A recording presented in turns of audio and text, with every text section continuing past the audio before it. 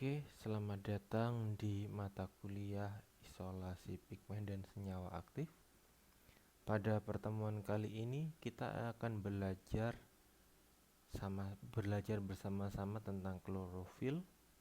Apa itu klorofil? Klorofil adalah zat hijau pada daun yang dia berfungsi sebagai fotosintesis.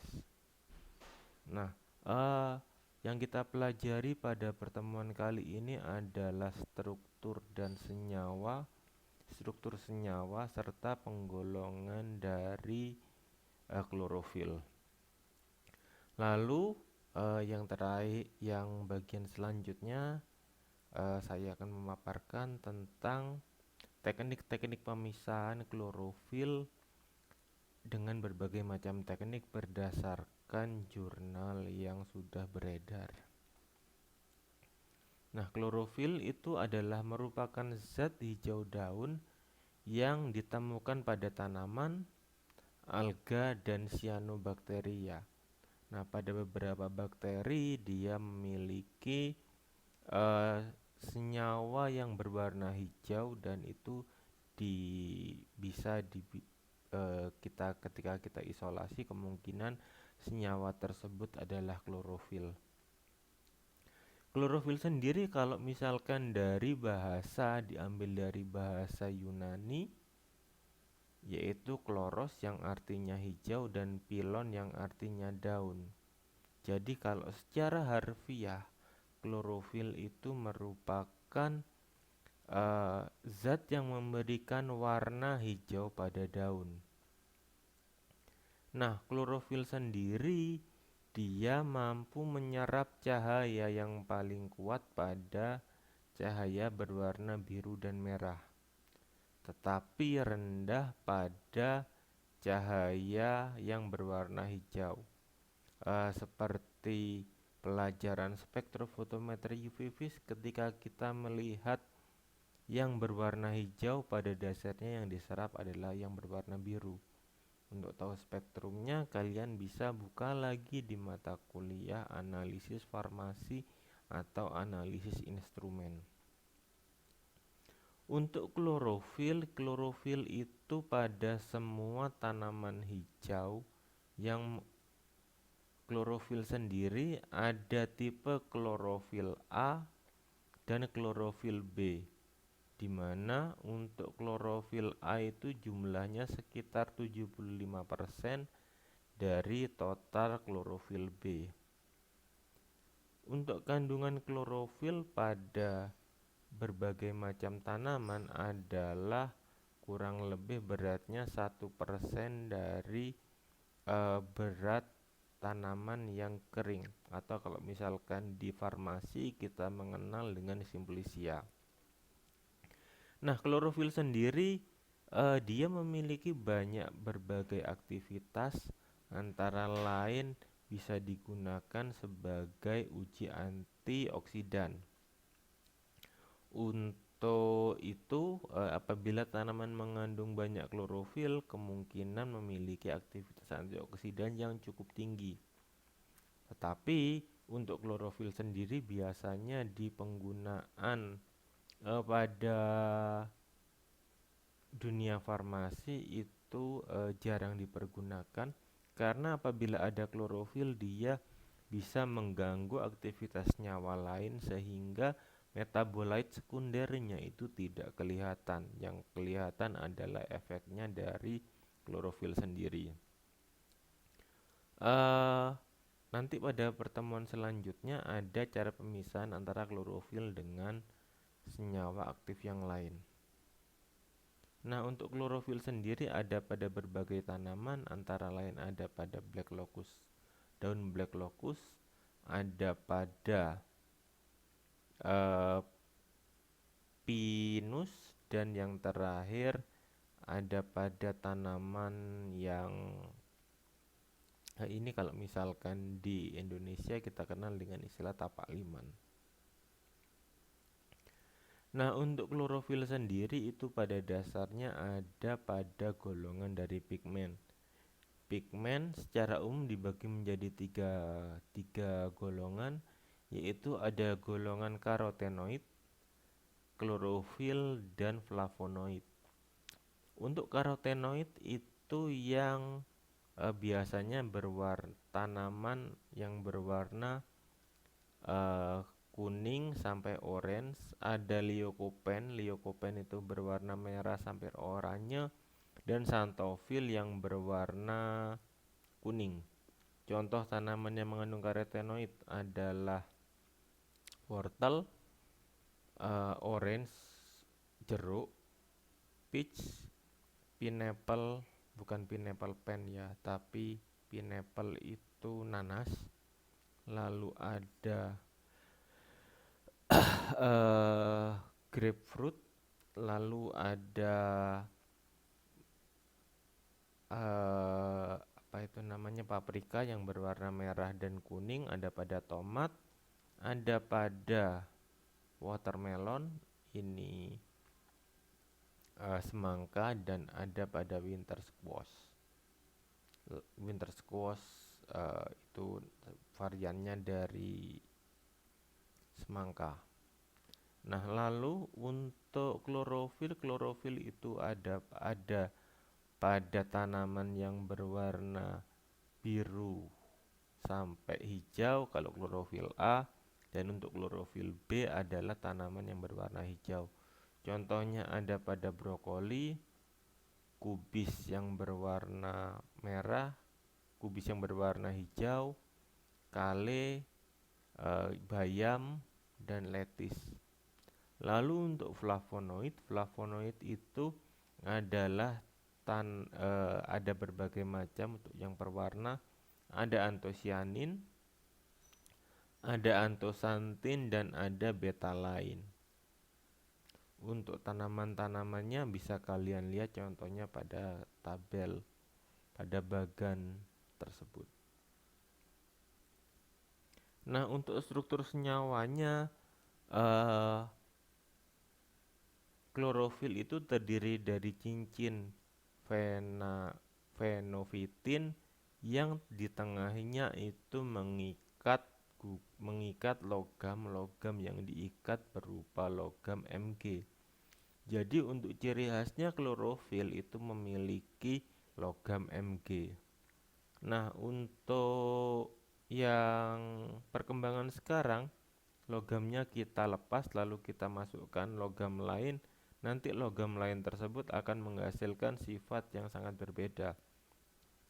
Salah satu tujuan dari isolasi klorofil itu adalah untuk mendapatkan senyawa baru yang bisa digunakan untuk detektor. Jadi misalkan untuk pengembangan sensor kita bisa melepas Mg-nya, lalu setelah itu kita masukkan logam lain, nanti logam lainnya akan memberikan warna yang berbeda. Otomatis karena warnanya berbeda, sifat fisika kimianya juga berbeda. Untuk klorofil di sini ada klorofil A dan klorofil B, di mana pada klorofil A itu memberikan panjang gelombang 432 nanometer, dan untuk klorofil B memberikan panjang gelombang 453 nanometer. Nah, dari panjang gelombang ini kita bisa mengidentifikasi puncak dari klorofil tersebut, klorofil A atau klorofil B. Apabila untuk dilakukan analisis, biasanya kita gunakan standar klorofil A ataupun klorofil B. Untuk penetapan kadar kita harus menggunakan standar, atau kita bisa menggunakan metode MS. Untuk perbedaan antara klorofil A dan klorofil B terletak pada gugus R yang di sini. Apabila R di sini itu digantikan oleh gugus CH3, maka akan menjadi klorofil A. Otomatis untuk klorofil A panjang gelombangnya 432 nanometer. Apabila gugus R di sini kita gantikan dengan gugus COOH, bukan karboksilat tapi gugus aldehid. Nah, di senyawa ini dia akan memberikan pada panjang gelombang 453. Untuk mengetahui pengaruh panjang gelombang terhadap absorbansi gugus, kalian bisa gunakan hukum namanya Woodward-Fisher. Nanti kalian bisa menghitung berapa sih kira-kira lambda max dari suatu gugus. Nanti biasanya kalian pelajari di elusidasi struktur. Lalu kita mempelajari tentang teknik pemisahan klorofil. Kenapa sih klorofil kok itu perlu dipisahkan?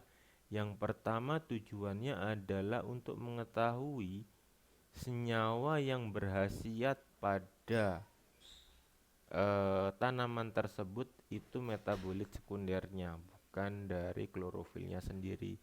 Lalu yang kedua, pada identifikasi klorofil itu biasanya karena puncaknya cukup tinggi, di sini di 432 dan 453 itu bisa mengganggu mengganggu senyawa yang lain.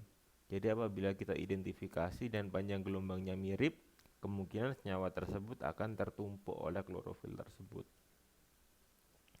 Lalu yang ketiga, tujuan dari pemisahan dari klorofil, nanti klorofilnya benar-benar yang kita ambil, lalu kita bisa gunakan untuk berbagai macam penelitian yang lain. Contoh seperti yang saya bilang tadi, kita gantikan dengan logamnya, lalu akan menjadi sifat yang baru. Nah, sifat yang baru tersebut bisa menjadi senyawa baru yang poten untuk misal digunakan untuk sensor atau digunakan untuk antibakteri atau antioksidan untuk anti kanker. Itu kemungkinan bisa dieksplorasi untuk klorofil tersebut.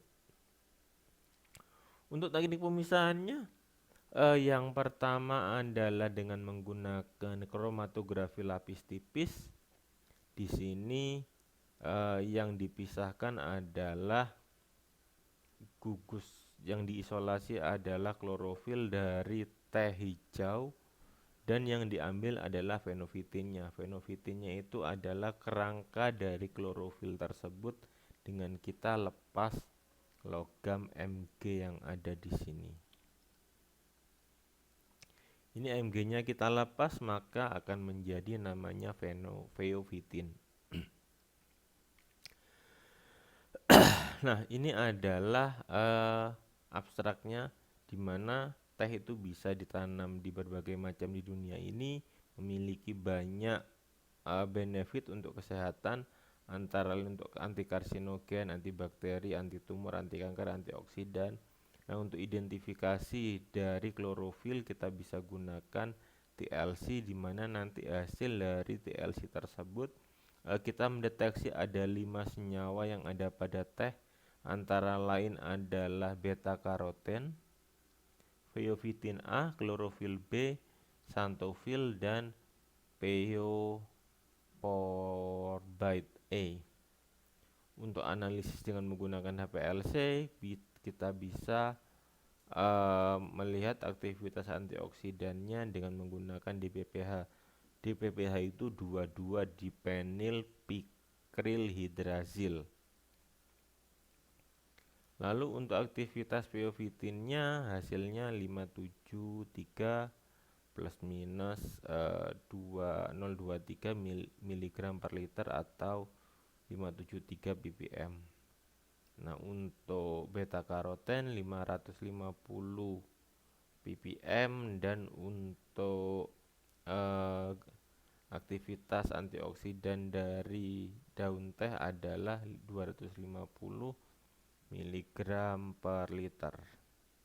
Dan yang paling tinggi adalah beta karoten. Tapi di sini yang kita bahas adalah bagaimana untuk memisahkan klorofil dengan senyawa yang lain dengan metode TLC atau metode KLT.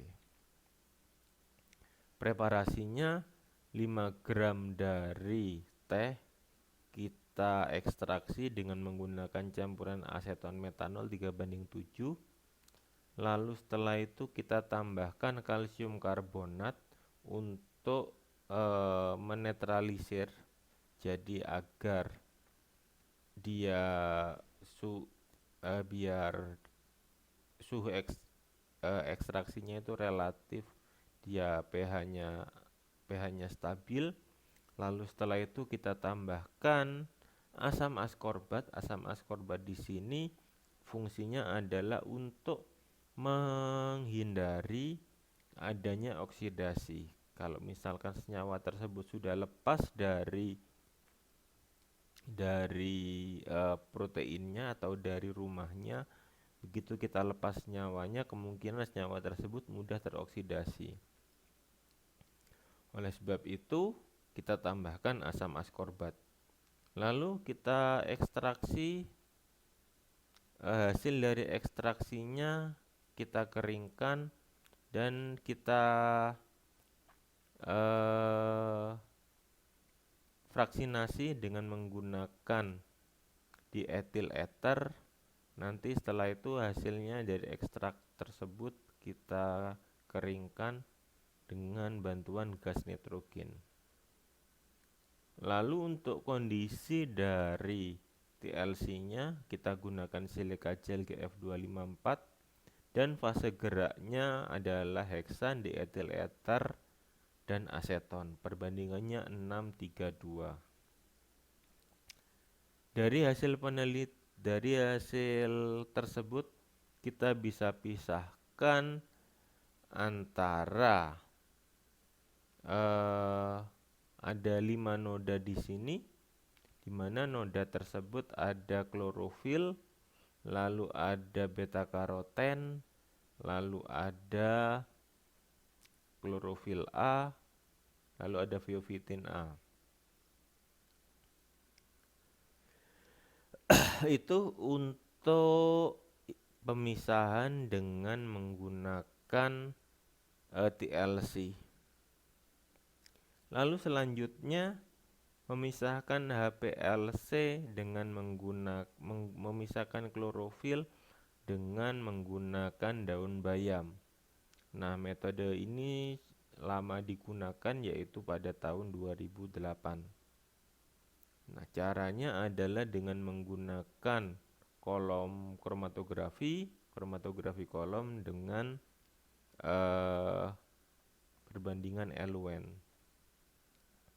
Nah, di sini untuk prosesnya adalah kita keringkan, kita hasil dari freeze dry dari daun bayam 100 gram kita hancurkan, lalu kita tambahkan 80% aseton.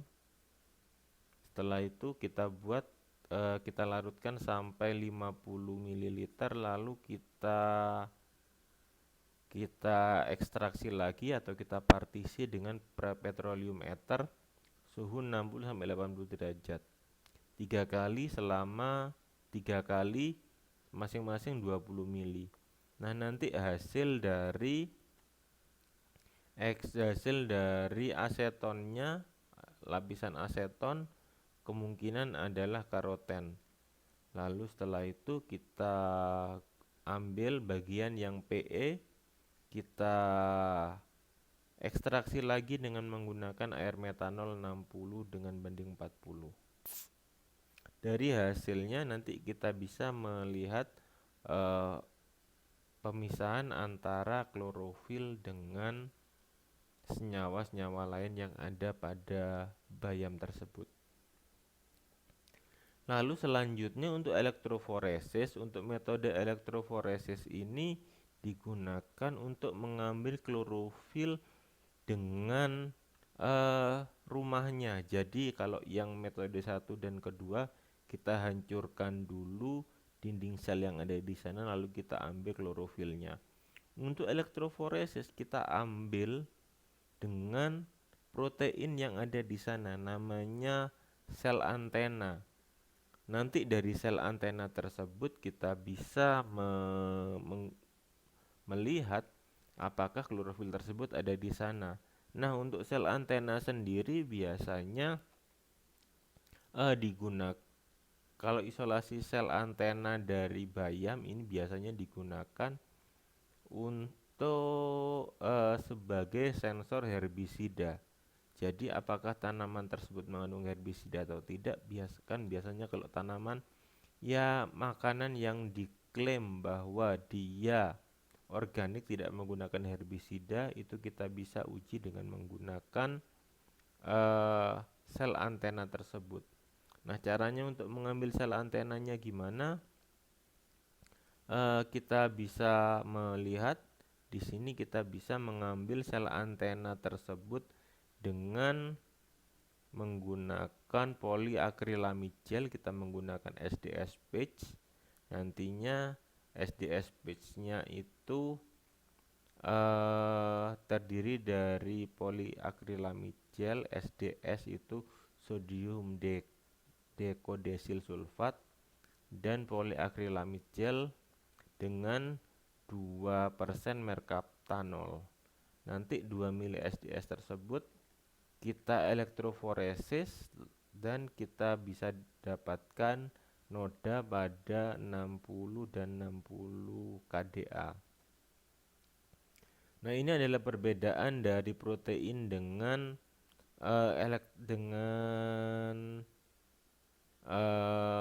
klorofil. Ketika klorofil berikatan dengan protein, maka akan terjadi ikatan yang baru sehingga dia bisa diidentifikasi.